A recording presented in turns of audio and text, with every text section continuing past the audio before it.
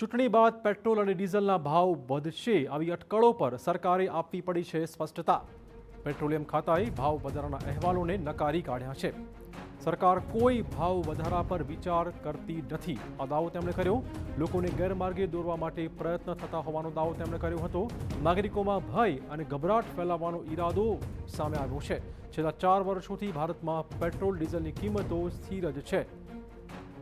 Petroleum મંત્રાલયે social media x પર post મૂકીને સ્પષ્ટતા કરી છે।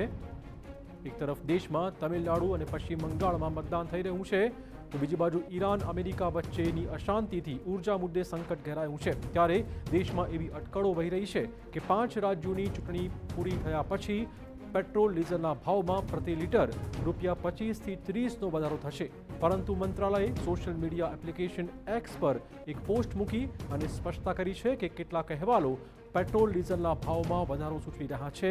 જોકે સ્પષ્ટ કરવામાં આવે છે કે સરકાર આવા કોઈ પ્રસ્તાવ પર હાલમાં વિચાર પણ નથી કરી રહી।